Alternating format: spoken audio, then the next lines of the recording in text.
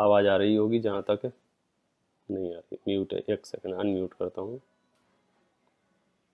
जी। अभी आ रही है, धन्यवाद।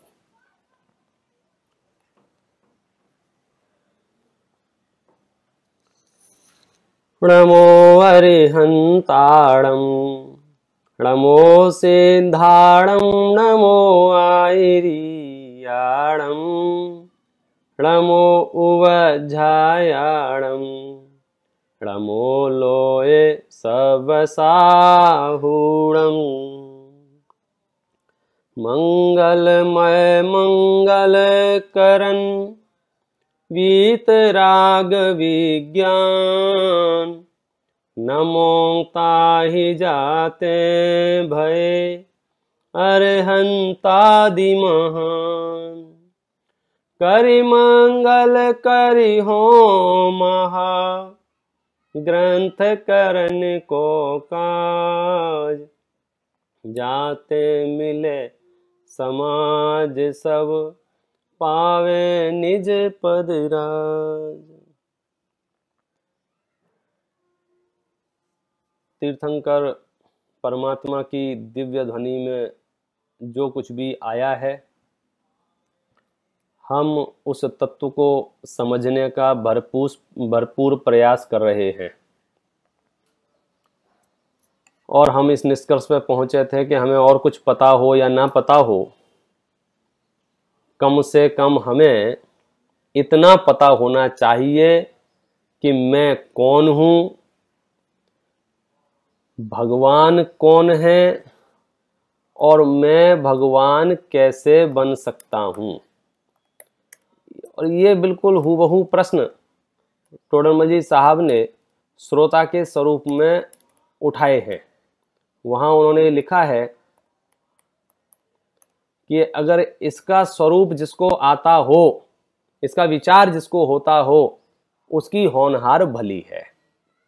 तो हम 3 प्रश्नों को लेकर चल रहे हैं। उसमें सबसे पहला प्रश्न है मैं कौन हूं, मैं कैसा हूं, मेरी वर्तमान हालत कैसी है, मेरी वर्तमान परिस्थिति कैसी है, वो हम सबको पता है। पेड़ पर लटके हुए व्यक्ति के समान उसमें जितनी भी चीजें हैं वो किसी न किसी की सिंबॉलिक हैं। हाथी मृत्यु का यानी आयु का प्रतीक है, कब आयु पूरी होगी। दिन और रात का प्रतीक वे 2 चूहे हैं। परिवार, कुटुंब, रिश्तेदार, मित्र, इन सब का प्रतीक वो मधुमक्खियां हैं। और जो देव है, कह रहा है आओ मैं तुम्हें ले चलता हूं, वो समझ लीजिए जिनवाणी है, श्री गुरु हैं, देव हैं। वे कह रहे हैं कि आओ हमें तुम्हें बचा लेते हैं। और जो मधु बिंदु है वो विषय और कषाय है। और उस विषय कषाय की इतनी लत लग चुकी है, इतने अभ्यस्त हो चुके हैं कि हमें वो अब सरल लगने लग गया है, वो मामला इजी लगने लग गया है। ऐसा लगने लग गया है बस एक बूंद और, एक बूंद और, एक बूंद और। जिस प्रकार से हमने उसे पेड़ से उतार लिया है, मैं ये मान के चलता हूं अब आप लोग कम से कम 1 घंटे के लिए तो पेड़ से उतर आए हैं। और कई लोग तो अभी भी पेड़ पर टंगे हुए हैं, जिन्होंने अपने वीडियो बंद कर रखे हैं, वो किसी न किसी पेड़ पर टंगे हैं। वो कहीं ना कहीं उनको उपयोग जो है ना डाइवर्ट्स है या और कुछ काम है। कोई असाध्य हो, कोई बीमार हो, किसी को तकलीफ हो, कोई ऐसी परिस्थिति में हो जो वीडियो ऑन नहीं कर पाए तो मत करो। लेकिन बंद करके भी आप सावधानी पूर्वक, जैसे मंदिर में जिनवाणी विराजमान करके हम अभ्यास करते हैं, उस सावधान चित्त से अगर जिनवाणी का अभ्यास करेंगे तो कुछ ग्रहण होगा, कुछ समझ में आएगा। अन्यथा हमारा सुना अनसुना हो जाता है, क्योंकि उपयोग की एकाग्रता उतनी नहीं बन पाती है ना। तो मैं मान के चलता हूं अभी 1 घंटे के लिए आप पेड़ से नीचे उतर आए हैं। अभी आपको ना हाथी की चिंता करनी है, ना मधुमक्खियों की चिंता करनी है, ना शहद की ओर देखना है।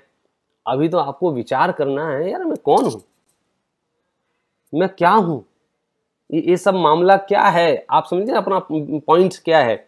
और ये प्रश्न क्यों उत्पन्न हुआ है? ये प्रश्न इसलिए उत्पन्न हुआ है कि एक बड़ा भारी एक्सीडेंट हो गया है। कभी कभी ऐसा होता है, बड़े बड़े राज पुरुष भी टकरा जाएं और गिर जाएं, और जब होश में आए तो पूछते हैं मैं कौन हूं। तो कोई कहता है राजन आप राजा हो हैं, मैं राजा हूं। फिर उसकी फोटो दिखाते हैं राजा वाली कि देखो तुम्हारा मुकुट लगा हुआ है, दरबार लगा हुआ है, तुम राजा हो।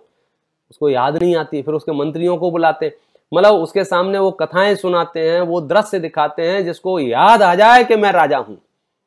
आप समझ लीजिए यही सब हमें आचार्य देव कर रहे हैं। जिनेंद्र भगवान की प्रतिमा दिखा रहे हैं, सिद्ध का स्वरूप बता रहे हैं, अनंत का स्वरूप बता रहे हैं, आत्मा का परिचय करा रहे हैं कि तुझे याद आ जाए कि तू आत्मा है। उस परिप्रेक्ष्य में ये सारी चर्चा चल रही है और हम यहां तक पहुंचे कि मैं कौन हूं। तो इसका शास्त्रीय जवाब तो हम सबके पास है। शास्त्रीय जवाब माने शास्त्र में जो लिखा है वो आंसर तो सबके पास है।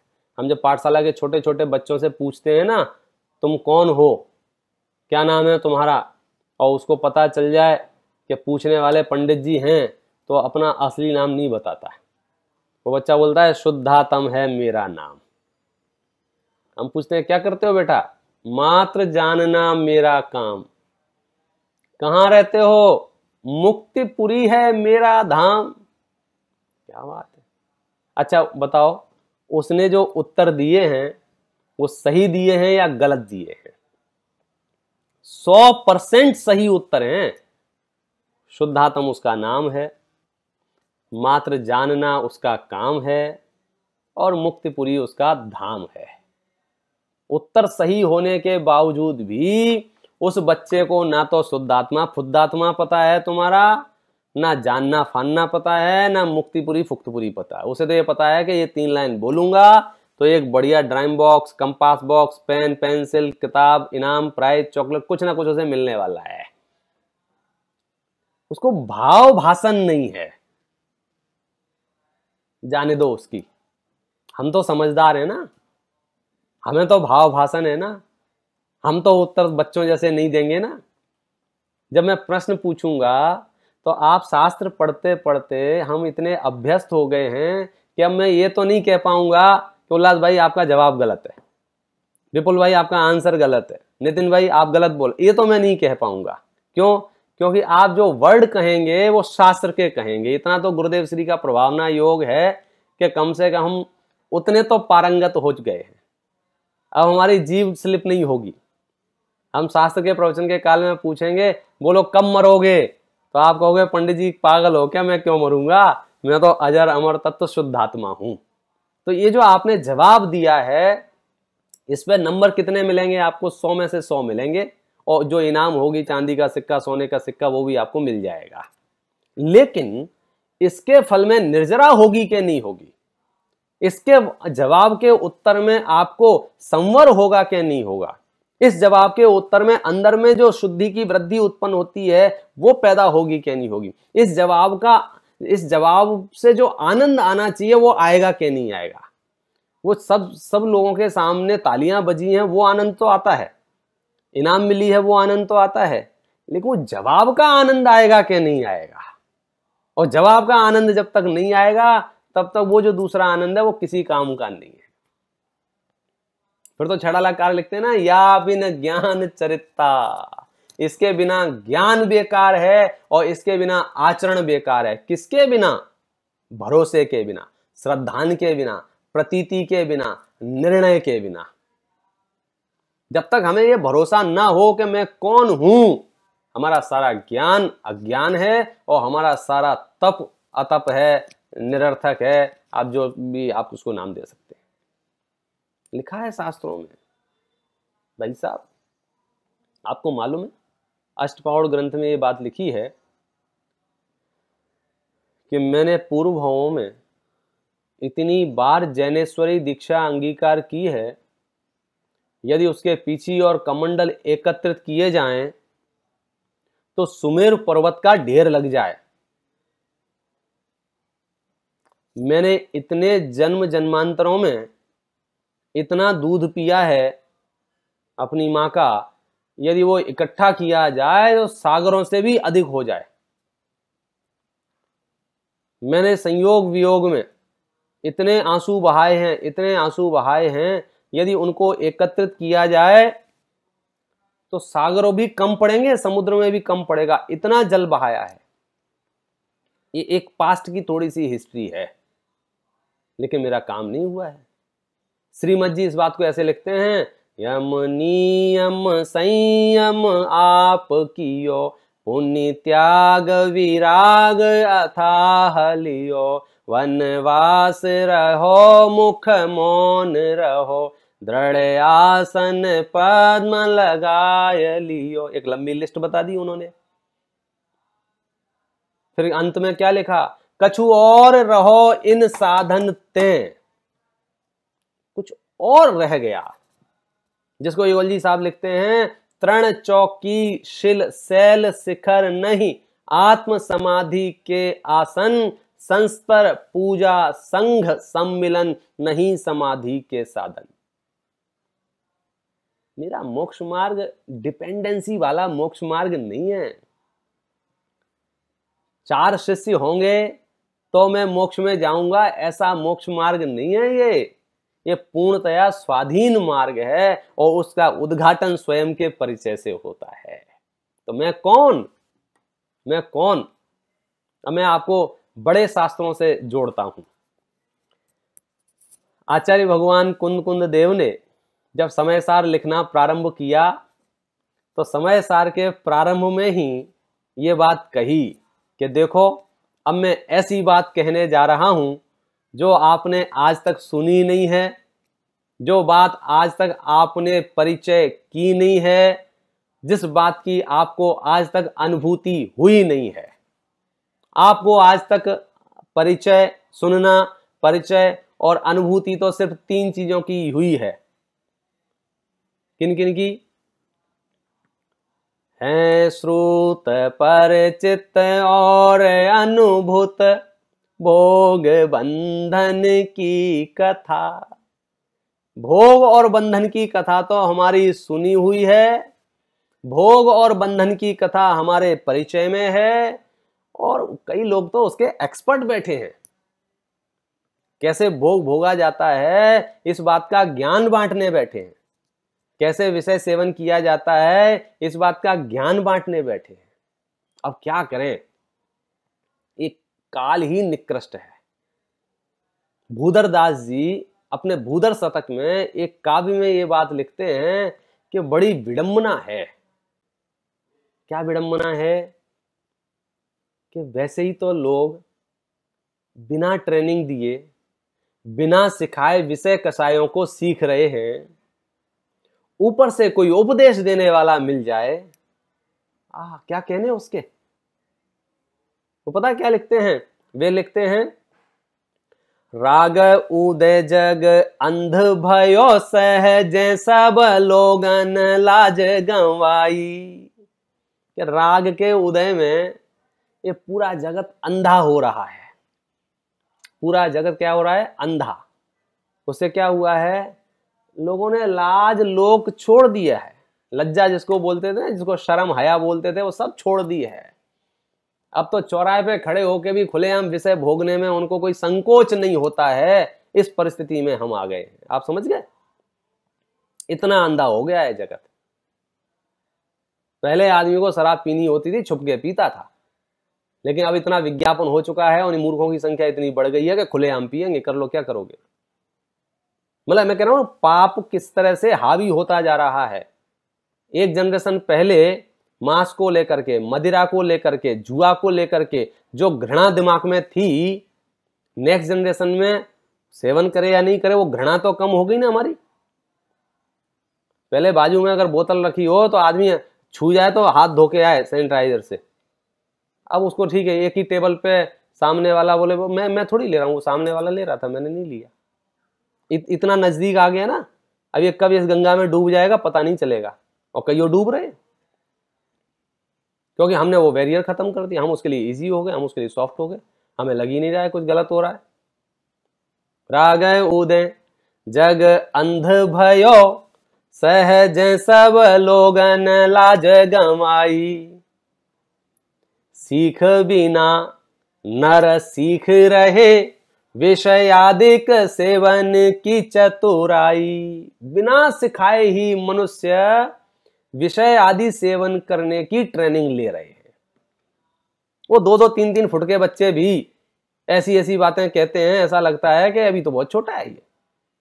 अभी तो बहुत छोटा है, लेकिन बातें ऐसी करते हैं जो वयस्क भी ना कर पाए। कहां से सीख रहे हैं? ऑटोमेटिक बोले। मुझे ये बात नहीं बतानी, ये तो अब पता है सबको, मुझे तो दूसरी बात बतानी इसके बाद वाली, कि जगत वैसे ही तो राग के उदय में अंधा हो रहा है, बिना सिखाए ही क्रोध करना सीख रहा है, मान करना सीख रहा है, मायाचारी सीख रहा है, लोभ सीख रहा है, हर पाप सीख रहा है बिना ट्रेनिंग के दिए हुए। सहज हैं सब लोगों ने लाज गंवाई, सीख बिना नर सीख रहे, विषयादिक सेवन की सुगराई। तापर काव्य रचे रस और कहा कही ये तिन की निठुराई। उसके ऊपर भी ये लोग नई नई 4 लाइनें लिख देते हैं और नए नए काव्य बना देते हैं और ऐसे गाने बना देते हैं। वैसे ही तो चित्त विषय कसायों में डूबा हुआ है और ऐसे ऐसे गानों का निर्माण कर दिया है कि सुने तो विषय कसायों की आग और भड़क जाए। उन लोगों की निष्ठुरता को क्या कहना चाहिए। वैसे ही तो हम विषय कसायों के अभ्यास ने 4 पिक्चरें और आ गई जिनमें विषय कसायों की और जम के प्रेरणा दी गई है। आप देख लो, सुबह से शाम टीवी का कोई भी चैनल खोल के देख लो, सिवाय विषय कसायों के अलावा वो क्या परोसते हैं। जो अच्छे चैनल होंगे ना, अच्छे जिसको अपन फैमिली चैनल कह रहे हैं, उसमें भी सिवाय सास बहू नंद के और परिस्त्री सेवन के झगड़े टंटे के अलावा वो क्या दिखाने वाले हैं आपको। वैसे ही तो हम ट्रेनिंग ले रहे थे, ऊपर से टीवी और चालू कर लेते हैं। उसके लिए कवि क्या लिखते हैं वो बात सुनने जैसी है। तापर काव्य रचे रस और कहा कहिए तिन की निठुराई, अंध असूझन की अखियन में झोंकत है रज राम दुहाई। समझ में तो नहीं आया? कि ऐसा लगता है ये लोग अंधे आदमी की आंखों में धूल झोंक रहे हैं। विपुल भाई समझ में आया क्या एग्जाम्पल क्या है?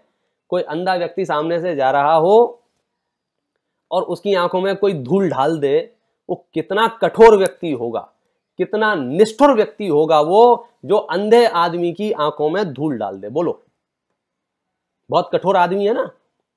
कवि कह रहा है उतने ही कठोर वे लोग हैं जो विषय कसायों की प्रेरणा देते हैं, जो विषय कसायों के गीत बनाते हैं, जो विषय कसायों, हाँ ठीक है कोई बात नहीं, वो अभी अभी तो बच्चा है, बोले बच्चा है। जैसे छोटे बच्चे होते हैं रात्रि में भोजन के लिए मचल रहे हों और कोई हमारे जैसे पंडित हो मना कर रहा हो, तो अड़ोसी पड़ोसी जो ज्ञानी होते हैं ना, अरे बच्चा है ना, बच्चा उस पर क्या, बच्चा उस पर दया करो ना, बच्चे पर दया करो। अब वो दया कर रहा है कि निष्ठुर है? अब बच्चा बेचारा वैसे ही तो अंधा है, उसे नहीं समझ है, ऊपर से तुम आंखों में धूल झोंक दो, हाँ कुछ नहीं होता है, खा लो कुछ नहीं होता है। भाई साहब, अब तो विज्ञान ने प्रूव कर दिया है ना, संस्कारों का सही समय बाल्य अवस्था है, संस्कारों का सही समय गर्भावस्था है। साइंटिफिकली प्रूव हो गया है ना। ये ब्रेन शुरुआत के 5 साल में जितना विकसित होता है उतना तो जिंदगी भर में विकसित नहीं होता है। सबसे ज्यादा ग्रास्पिंग पावर है। हम उसे बच्चा है अभी खा लें तो बाद में छुड़ा देंगे, पहले हम उसे गंदी चीजों की आदत डलवाएंगे और फिर जब बड़ा हो जाएगा वो पंडित जी अब मोड़ी मोड़ा सुनत नहीं है हमारी, अब बच्चे मानते नहीं है हमारी। अरे भाई, उनकी रसना इंद्री को लत किसने लगाई है? तब तो हमने दया करते थे, आप दया नहीं करते हो, आप कठोर हैं। आप बहुत, आपका हृदय कितना कठोर है हम बता नहीं सकते हैं। एक तो बच्चा है बेचारा, उसे पाप पुण्य की समझ नहीं है, ऊपर से आप उसे पाप करने के लिए प्रेरित कर देते हो। ऐसे ही हो गया ना, अंधे आदमी जा रहा था सामने और खाई थी तो हमने उसे कह दिया हाँ थोड़ा और चले जा, बेचारा डूब गया। वो अबोध है, वो बालक है, उसको नहीं समझता है चॉकलेट खाना चाहिए कि नहीं चाहिए, बिस्किट खाना चाहिए कि नहीं खाना, भक्ष खाना चाहिए, अभक्ष खाना चाहिए कि नहीं खाना चाहिए। आपको फोर्सफुली रोकना पड़ेगा यदि आप दयालु हैं। बच्चा चक्कू से खेल रहा हो तो आप क्या कहेंगे? खेलने दो, बच्चे का मन लगा हुआ है, खेलने दो ना, बच्चे का मन लग रहा है। आप उस पर दया करेंगे कि नहीं करेंगे? ये दया है कि कठोरता है? यदि बच्चा चक्कू से खेल रहा है, ये आपकी दया है या आपकी कठोरता है? सच्चे दिल से बताओ। और आप अगर उससे हाथ से चक्कू नहीं छुड़ाते हैं तो आप कठोर कहलाएंगे, दयालु कहलाएंगे? तो ऐसे ही आप उसके मुंह से रात्रि भोजन पर कौर छीन नहीं लेते हैं, आप कठोर कहलाएंगे। आप यदि उसके हाथ से शराब की बोतल छीन नहीं लेते हैं, आप कठोर कहलाएंगे। दयालु तो तब कहलाएंगे जब उसे संस्कारों के लिए प्रेरित करें। लेकिन अब मोहल्ले में ऐसे महापुरुष पैदा हो गए हैं, वे रात्रि भोजन कराते हैं और कहते हैं हम बच्चों पे कठोर नहीं है, हम बच्चों के प्रति बहुत दयालु हैं। भाई साहब, तुम्हें भ्रम हो गया है। किसी को डायबिटीज हो रही हो, ऊपर से आप उसे रसगुल्ले खिलाओ, तो आप दया कर रहे हो कि उसकी जान ले रहे हो? आप समझे ना, हजारों एग्जाम्पल बन सकते हैं। तो हमें ये कॉन्सेप्ट समझना ही होगा। तो इसलिए कि भैया अब हम इसका तो उपदेश नहीं देंगे, क्योंकि ये तो सब आपका श्रुत है, परिचित है, अनुभूत है। हम तो आपको एकत्व विभक्त भगवान आत्मा बतलाएंगे। हम तो आपको ऐसी चीज बतलाएंगे जो आज तक आपने सुनी नहीं है, आज तक आपने परिचय नहीं किया है, आज तक आपने अनुभव नहीं किया है। ऐसी बात पांचवें नंबर की गाथा में प्रतिज्ञा की। तो जैसे ही प्रतिज्ञा की तो शिष्य ने एक प्रश्न पूछा। पता है क्या पूछा शिष्य ने? शिष्य ने पूछा, प्रभु जल्दी बताओ वह शुद्ध आत्मा कौन है? इट मीन्स जल्दी बताओ मैं कौन हूं। फटाफट। ऐसा पुराणों में बहुत वर्णन आता है। जंगलों में मुनराज विराजमान है। कोई शिकार करता हुआ भील मुनराज के पास आकर बैठ गया और उनकी मुद्रा को देखा तो देखता रह गया। और जब मुनराज का ध्यान भंग हुआ और मुनराज ने उसे आशीर्वाद दिया, धर्म वृद्धि रस्तु, तो मेढ़े की भांति आंखें फाड़ फाड़ के देखने लगा, प्रभु ये आप क्या कह रहे हैं? उन्होंने कहा कि तू भगवान बन सकता है। वो कहे मैं और भगवान, मैं कौन हूं? उन्होंने कहा तू चैतन्य है। उसने स्वीकार कर लिया। प्रभु अब क्या करूं? अब अणुव्रत ले ले। दे दो महाराज। फटाफट से अणुव्रत ले लिए। इतनी स्पीड से लोग मोक्ष चले गए हैं।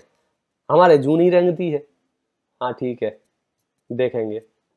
पंडित जी बात तो बढ़िया बता रहे हैं, सोचेंगे, विचार करेंगे। भाई साहब पूरे विश्व का अलौकिक पुण्य लेकर हम और आप बैठे हुए हैं। इतना पुण्यशाली कोई नहीं है। इतनी विषम परिस्थितियों में इतनी आनंददायी चर्चा करने की ताकत किसकी है बोलो? सिर्फ और सिर्फ इसी दर्शन की है। बाकी जगह तो धर्म के नाम पर भी डरे हुए हैं। या तो मंत्र जाप कर रहे हो कुछ ना, मतलब इसलिए कि ये बीमारी चली जाए, और जैसे ही बीमारी गई वो मंदिर से बाहर आ जाए, फिर वो मंत्र फंत्र कुछ नहीं पड़ेंगे। और हम जो आराधना कर रहे हैं बीमारी बुलाने भगाने के लिए नहीं कर रहे हैं। हम तो अनंत काल तक इस बीमारी से मुक्त होना चाहते हैं। और वो मुक्ति तभी संभव है जब हमें अपने बारे में पता हो, मैं कौन हूं, हु एम आई। शुद्धात्मा कौन है ऐसा प्रश्न किया तो पता है जवाब क्या दिया? जवाब दिया, णवि होदि अपमत्तो णपमत्तो जान गोद जो भावो। अब ये जवाब मुझे बिल्कुल समझ में नहीं आया। भाषा की दृष्टि से नहीं, भाषा तो मुझे प्राकृत आती है, जिसका हिंदी में मतलब होता है तुम प्रमत्त भी नहीं हो और अप्रमत्त भी नहीं हो। देखो मैं जानबूझ के शास्त्रों के कठिन शब्दों का प्रयोग करता हूं, क्योंकि हर फील्ड की अपनी टर्मोलॉजी होती है। आप मेडिकल में अगर कुछ सीखने जाएंगे तो मेडिकल की भाषा के जो शब्द होंगे उनसे आपको परिचित होना ही पड़ेगा। कोई आज तक मेडिकल का विद्यार्थी ये नहीं कहता है कि थोड़ा सरल करके समझाओ ना, थोड़े दूसरे शब्दों में बोलो ना। लेकिन हमारे श्रोताओं को ये बड़ा प्रॉब्लम है, थोड़ा इजी इजी इजी इजी। अरे मालिक इजी है, थोड़ा धैर्य रखो, इतना इजी है आप कल्पना नहीं कर सकते हो। तो ये शब्द हैं, प्रमत्त हैं, अप्रमत्त हैं। अगर हम इन शब्दों से परिचित नहीं होंगे तो फिर हम उससे भाव तक नहीं पहुंच पाएंगे। ये गुण स्थानों के नाम है, आपको पता है। प्रमत्त 6वें गुण स्थान का नाम है और अप्रमत्त 7वें गुण स्थान का नाम है। और ये कहना चाह रहे हैं अवस्था, पर्याय। बनारसी दास जी ने जब इस गाथा का अनुवाद किया तो उन्होंने लिखा है, मैं ना तो गृहस्थ हूं ना यति हूं, ना मैं गृहस्थ हूं ना मैं यति हूं। यहां क्या कह रहे हैं? ना मैं प्रमत्त हूं ना मैं अप्रमत्त हूं। कुल मिलाके प्रमत्त अप्रमत्त अवस्थाओं का नाम है। किसकी अवस्थाएं हैं? वो जीव की अवस्थाएं। तो आचार्य कहते हैं कि ये तू नहीं है, लेकिन मेरी बात दूसरी है। मैंने प्रश्न क्या पूछा था? मैं कौन हूं? और आचार्य क्या जवाब दे रहे हैं? तू प्रमत्त भी नहीं है और अप्रमत्त भी नहीं है। मैंने ये पूछा था मैं क्या नहीं हूं, कि मैंने ये पूछा था क्या हूं? आप समझ रहे हो? मेरा प्रश्न सकारात्मक था, मैं क्या हूं, और जवाब कैसा आया? नकारात्मक, तुम ये नहीं हो, तुम ये नहीं हो, तुम ये नहीं हो। ये बात ही समझ में नहीं आ रही, हमारी बात क्या चल रही है। नितिन भाई क्या पूछा आपने? मैं कौन हूं। जवाब क्या दिया आचार्य ने? तुम प्रमत्त नहीं हो, तुम अप्रमत्त नहीं हो।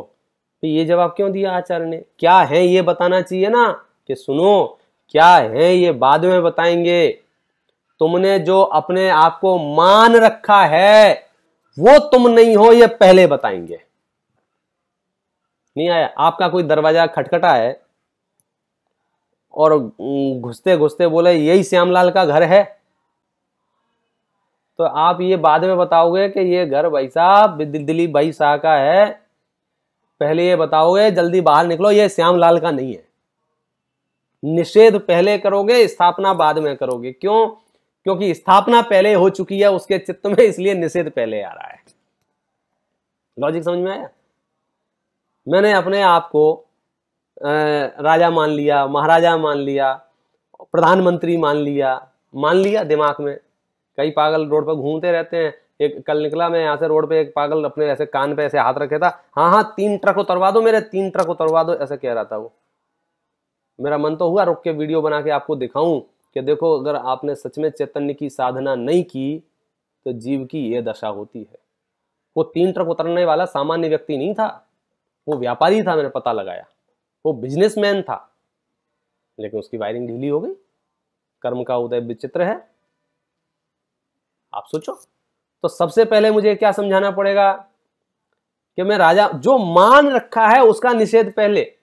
तो इसलिए आचार्य ने जवाब दिया कि तुम प्रमत्त भी नहीं हो, तुम अप्रमत्त भी नहीं हो। तुम क्या हो हम 2 मिनट बाद बताएंगे, पहले तुम जो नहीं हो वो समझ लो। तो हमने भी अपनी बात यहीं से शुरू की, मैं कौन हूं? तो जवाब आया तुम शरीर नहीं हो। तुम क्या हो इसकी डिटेल बहुत चलने वाली है, लेकिन पहले आप इस पर टिक मार्क करो, एक्सेप्ट करो, बटन दबाओ, हाँ स्वीकार है। और जैसे ही आपने कह दिया हाँ स्वीकार है, मामला सेटल हो जाएगा। देखो मैं आपको जिसके आश्रय से अपन चर्चा कर रहे थे उसकी बात करता हूं। मोक्ष मार्ग प्रकाशक, पृष्ठ क्रमांक 50, दर्शन मोह से होने वाला दुख और निवृत्ति। जबरदस्त प्रकरण है, जबरदस्त। और ये एग्जाम्पल यदि आपकी समझ में आ गया ये 15 मिनट में, तो मैं समझता हूं पूरा विषय आगामी दिन के लिए एकदम सरल हो जाएगा। बिल्कुल आजू बाजू मत देखना कौन है कौन नहीं है, स्क्रीन को स्क्रॉल मत करना कौन सुन रहा है कौन नहीं सुन रहा है। मैं बता रहा हूं आपको, क्योंकि हमारे माइंडसेट अलग टाइप के हैं। जब मैं यहाँ कार्यक्रम करता था ना, तो कार्यक्रम सफल हुआ कि असफल हुआ ऐसा पूछना हो, जैसे हमने घोषणा कर दी थी कल रविवार है, कल सब पूजा को आएंगे, तो लोगों ने ध्यान दिया नहीं दिया, सिर्फ 3-4 लोग बढ़िया सज धज के पधार गए। अब पधार तो गए वो, लेकिन बार बार उनको ये सलाह हो रही, पंडित जी और कोई नहीं आया क्या, पंडित जी और कोई नहीं आया क्या? तो मैंने पूछा उससे कि आपको क्या मैसेज मिला था? कि मैसेज मिला था विधान होगा, पूजन होगी। तो मैंने कि विधान हो रहा है ना, पूजन हो रही है ना, जिसकी पूजा करनी है वो सामने बैठा है ना, और जिसको पूजा करनी है वो तू है ना, अब तू और किसको ढूंढ रहा है? आप समझे? तो हम अकेले ही पूजा करेंगे। आप समझे? तो उसको क्या लग रहा है, अरे मेरा इतना वस्त्राभूषण पहन के आना, इतना तैयार होना, 1.5 घंटे में तो तैयार हुआ मैं, अब यहां तो कोई आया ही नहीं है। मतलब क्या हुआ? ये भगवान के लिए नहीं आया था, ये पूजा के लिए नहीं आया था, ये तो पब्लिक गेट टुगेदर करने आया था, ये तो बहाना था पूजा का। पूजा के लिए आया होता तो कोई समस्या नहीं थी। तो जो लोग प्रवचन सुनने आए उनकी ये समस्या नहीं है 40 सुन रहे हैं कि 400 सुन रहे हैं, वो तो अपने उपयोग को एकाग्र करके जिनागम का आनंद लेता है। और जो पब्लिक गेट टुगेदर का, अरे यार कोई नहीं था आज, तो सिर्फ इतने ही लोग थे। भाई तू काय को आया था यहाँ प्रवचन सुनने? तो जिनवाणी थी कि नहीं थी? यहाँ जिनवाणी तो थी। और तू था कि नहीं था? तू था। बस 2 से बहुत है। तीर्थंकर महावीर के जीव को शेर की पर्याय में 1 सुनने वाला था, 2 सुनाने वाले थे, इसलिए आप उसमें भूल जाओ। मैं इससे बात इसलिए कही है कि आप लेफ्ट राइट देखना ही नहीं, 100 सुन रहे हैं कि 500 सुन रहे हैं। इधर देखो बात क्या चल रही है। बात चल रही है मैं कौन हूं, और विस्मृति में हो गया है, और वो विस्मृति मिथ्या दर्शन के कारण से है, और वो मिथ्या दर्शन क्या काम करता है उसकी बात यहाँ चल रही है। और एक एग्जाम्पल दिया है, उस एग्जाम्पल को समझने की कोशिश करना। मैं आपसे पूछूंगा, आप चैट बॉक्स में लिख के आंसर दे सकते हैं, और मैं डायरेक्ट भी अब एक काम करूंगा, बीच में किसी का भी माइक अनम्यूट करके मैं पूछ भी लूंगा कि भैया मैंने क्या बोला बताओ। ठीक है ना? बहुत हो गया रामलीला अपनी, बने हुए चले जा रहे, आप भी सोए जा रहे, आप जग जाओ। सुनो, जैसे एग्जाम्पल शुरू, जैसे पागल को किसी ने वस्त्र पहना दिया। एक एक शब्द समझना, एक एक शब्द, और जो शब्द समझ में नहीं आया वो पूछ लेना कि भाई साहब हमको ये शब्द समझ में नहीं आया, क्योंकि अगर दृष्टांत समझ में आ गया तो सिद्धांत जरूर समझ में आएगा। जैसे पागल को किसी ने वस्त्र पहना दिया। पागल का मतलब तो आप समझते ही हो, जैसे शुद्ध बुद्ध नहीं रहती है। वस्त्र का भी मतलब आप समझते हो, कपड़े। किसी ने, अब उसका नाम नहीं बताया, XYZ कोई भी हो सकता है, थर्ड पार्टी की बात की है। जैसे पागल को किसी ने वस्त्र पहना दिया, वह पागल उस वस्त्र को अपना अंग जानकर अपने को और वस्त्र को एक मानता है। क्या हुआ मानो में? जैसे उस पागल को वस्त्र मिला, उसने वस्त्र पहन लिया, बटन लगा लिए शर्ट के, कुर्ते के, जो उसको मिला, और वो क्या मानता है, ये वस्त्र और मैं एक ही हूं। वो वस्त्र पहनाने वाले के अधीन होने से कभी वह फाड़ता है, कभी वह जोड़ता है, कभी वह खोसता है, कभी नया पहनाता है, इत्यादि चरित्र करता है। कौन करता है ये सब इत्यादि चरित्र? कौन बताएगा? बोलो। कोई जल्दी नहीं है प्रवचन के। बोलो भैया, जिसको बताना हो अपना खुद का अनम्यूट करके बता दो। मुकेश भाई आप बताओगे ये कौन कर रहा है? जोड़ना, तोड़ना, खोसना क्या अलाउड नहीं है? बंद कर रखा होगा आप। हाँ बोलो मुकेश भाई, बोलो। हो गया, बोलो। आपको समझ में? क्योंकि वो वस्त्र तो जिसका है, वो वस्त्र पे मालिकियत किसकी है? पागल नहीं कर रहा है ये देखो दृष्टांत में किसी ने चैट बॉक्स में पागल लिखा है किसी ने। मैं इसलिए प्रश्न पूछा था, इस लाइन को पढ़ने के बाद गलतफहमी होती ही होती है, और ये सीमंदर जिनालय के एक्सपर्ट श्रोता हैं। मैंने पहले भी ये विषय कभी वहां चलाया है, और मैं अक्सर चलाता हूं।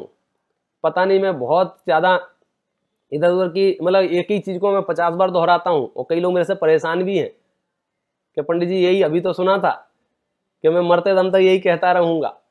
क्योंकि हम एक सीढ़ी से ऊपर नहीं आ पा रहे हैं। कानों को सुन के कह देते हैं हाँ मैंने सुन लिया है। जब तक आपका श्रद्धान परिवर्तित ना हो तब तक सुना नहीं सुन। टोडरमल जी साहब ने लिखा है, पुनः पुनः पुनः पुनः पुनः पुनः पुनः पुनः चिंतवन करे जब तक निर्णय ना हो तब तक। ये जो खोसना है, तो जोड़ना है, फाड़ना है। अब देखिए मैं फिर से वाक्य पढ़ता हूं।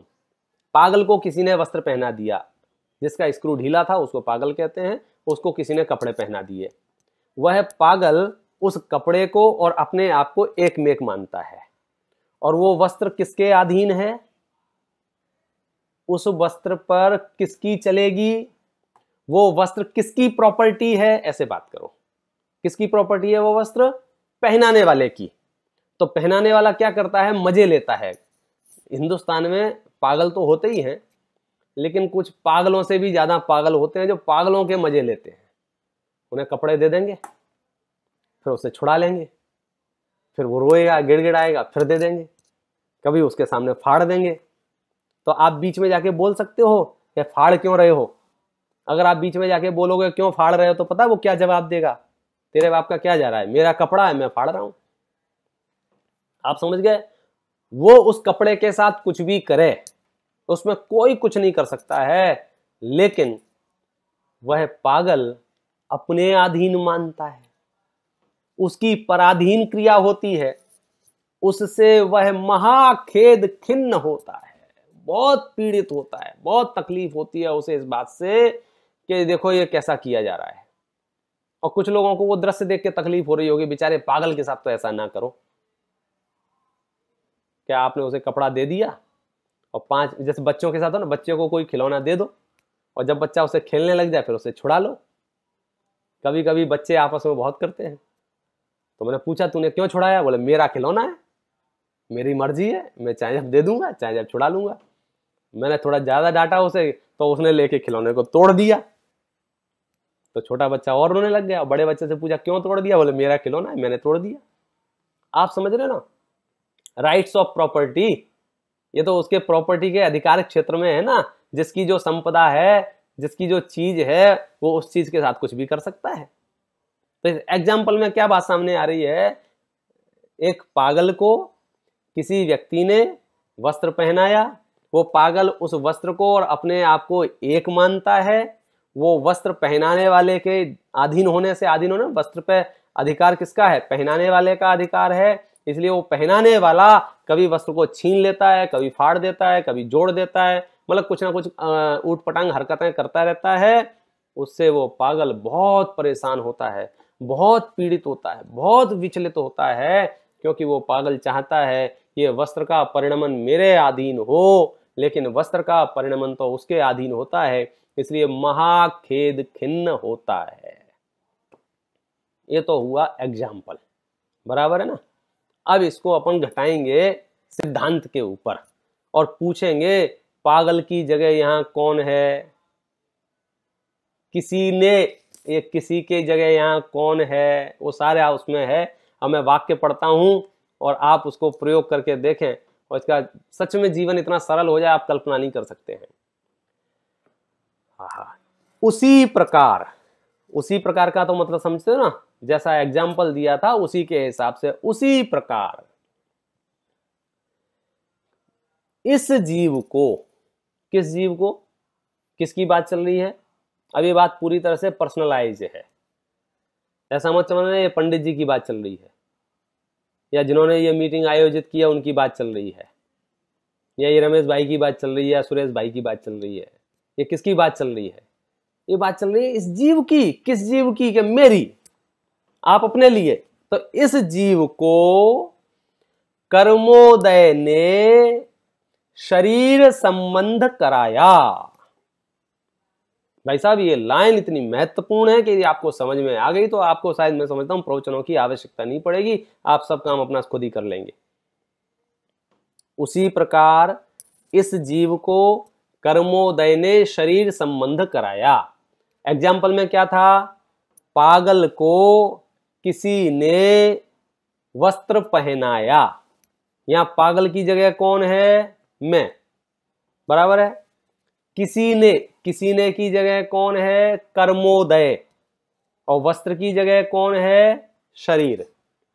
वहां भी तीन थे, यहां भी तीन है, पागल, किसी ने और वस्त्र। यहां पर कौन कौन तीन हैं, जीव, कर्मोदय और शरीर। मामला समझ में आ रहा है आपको। देखो ये चलेगी गाड़ी अब अपनी अच्छी खासी, मतलब इसमें जितना ज्यादा आप इसका पोस्टमार्टम करेंगे ना उतना बात आपको समझ में आ जाएगी। मैं आपको एक बात साइकिल बताता हूं, हालांकि ये साइकिल मैंने पहले भी बताई है, मैं फिर से बताता हूं आपसे। साइकिल क्या, साइकिल है संसारी जीवों की साइकिल की बात करता हूं। संसारी जीवों की साइकिल ऐसी है कि कर्मोदय से इन्हें शरीर की प्राप्ति होती है। फिर से बोलता हूं, कर्मोदय से ये शरीर की प्राप्ति होती है, और जिन जिनको कर्मोदय नहीं है उनके पास शरीर भी नहीं है।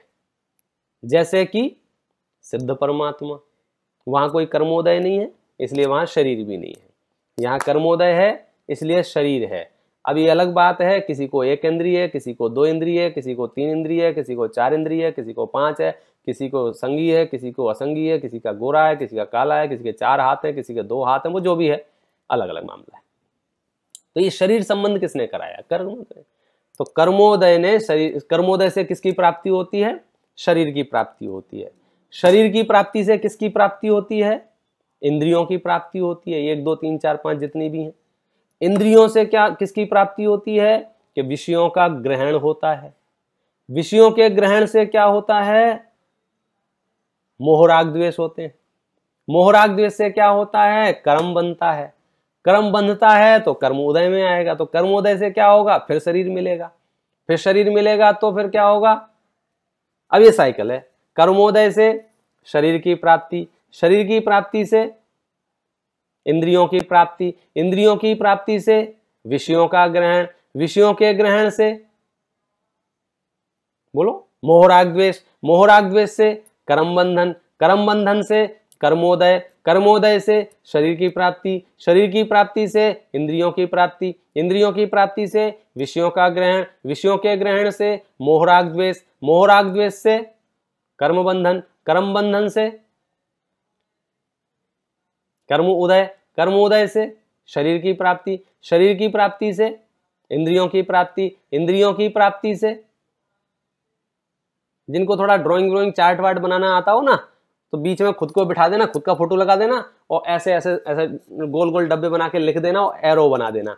कर्मोदय से शरीर की प्राप्ति, शरीर की प्राप्ति से इंद्रियों की प्राप्ति, इंद्रियों की प्राप्ति से विषयों का ग्रहण, विषयों के ग्रहण से मोहराग द्वेष, मोहराग द्वेष से, चलो अब मैं इसके डिटेल में नहीं जाऊंगा, इसके डिटेल में लास्ट दिन जाऊंगा। अब वापस अपनी जहां चर्चा चल रही थी वहां आओ। वहां क्या चर्चा चल रही है अपनी?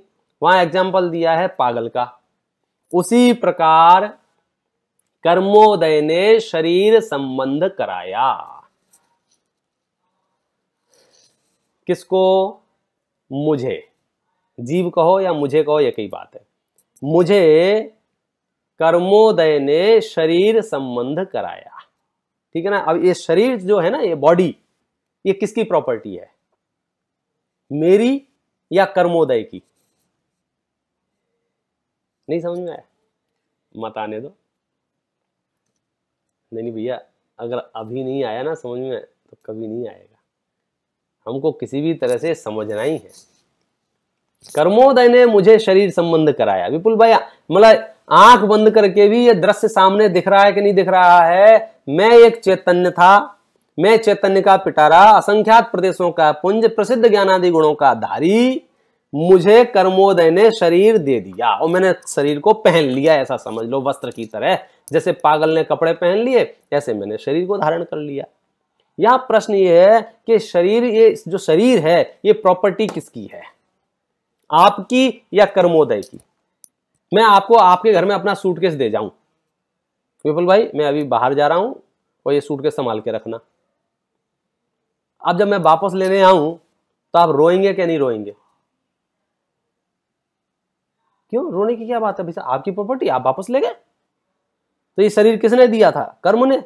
और कर्म जब इसको वापस लेता है तो नहीं नहीं नहीं नहीं नहीं, अरे ये क्या बात हुई यार? ये चोरों जैसी हरकतें बंद करनी पड़ेगी ना, दूसरे की चीज को अपनी मानने वाली। उसी प्रकार इस जीव को कर्मोदय ने शरीर संबंध कराया। यह जीव उस शरीर को अपना अंग जानकर, अंग माने पार्ट, अपना हिस्सा जानकर अपने को और शरीर को एक मानता है। वह शरीर कर्म के अधीन कभी क्रश होता है, कभी स्थूल होता है, कभी नष्ट हो जाता है, इत्यादि चरित्र बनते हैं भाई साहब। कभी नवीन उत्पन्न होता है, इत्यादि चरित्र होते हैं। यह जीव उसे अपने अधीन मानता है, उसकी पराधीन क्रिया होती है, उससे महाखेद खिन्न होता है। अब इस एग्जाम्पल पे आप खूब घंटों विचार करना। जैसे पागल को कपड़े पहना दिए थे, पागल का दिमाग खराब रहता है दूसरे की वजह से, ऐसे ही मुझे कर्मोदय ने ये शरीर संबंध कराया है। अब शरीर कभी मोटा होगा, पतला होगा, लंबा होगा, ठिगना होगा। कौन करेगा इसको मोटा पतला लंबा ठिगना? जिसकी प्रॉपर्टी है, किसकी? कर्मोदय की। तो कर्म उसमें मोटा पतला लंबा ठिगना करता है, हम यहाँ मुफ्त में परेशान होते हैं। अब इसकी इन डिटेल चर्चा अपन कल के सत्र में करेंगे। अभी का समय अपना हो गया है। जय।